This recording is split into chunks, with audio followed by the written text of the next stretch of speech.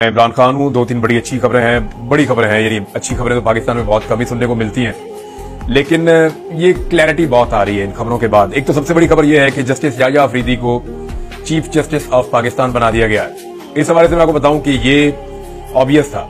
बहुत सारे लोग ये कह रहे थे कि जस्टिस याह्या अफरीदी को बनाया जाएगा, तो क्यों बनाया जाएगा?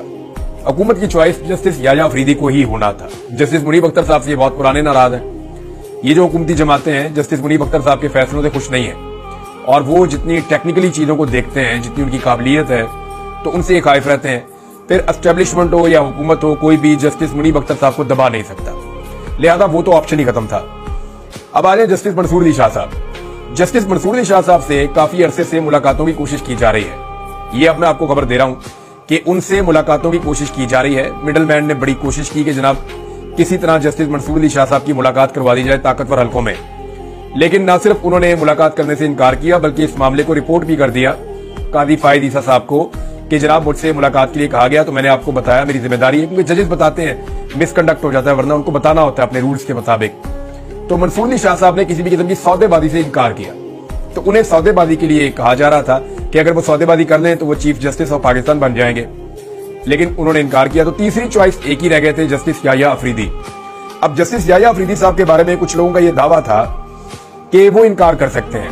ये कोर्ट रिपोर्टर्स भी कह रहे थे, कुछ वकला भी कह रहे थे, लेकिन अभी तो गवर्नमेंट ने क्योंकि उनका नाम दे दिया है और उनका तकर्रुर कर दिया गया है चीफ जस्टिस ऑफ पाकिस्तान के तौर पे, और अब सिर्फ उनको हलफ उठाना है।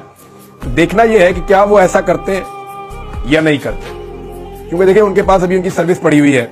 वो 3 साल के बाद अपनी रिटायरमेंट की उम्र से पहले चीफ जस्टिस के ओहदे से फारिग हो जाएंगे। तो क्या एक चीफ जस्टिस अपनी रिटायरमेंट के बाद भी रह सकता है? ये नई सिचुएशन है, ये कानूनी राय बाद में लेंगे, लेकिन मामला यह है कि वो इनकार कर सकते थे, कुछ लोग कह रहे थे, लेकिन अभी तक तो कोई ऐसी खबर नहीं आई।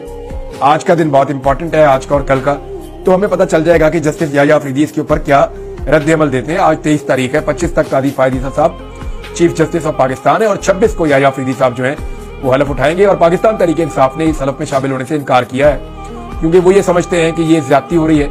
जस्टिस मंसूर अली शाह साहब को आईने पाकिस्तान के मुताबिक चीफ जस्टिस ऑफ पाकिस्तान बनना चाहिए था। ये सिर्फ उनका रास्ता रोकने के लिए और उन्हें रास्ते से हटाने के लिए, क्योंकि वो समझौता नहीं कर रहे थे।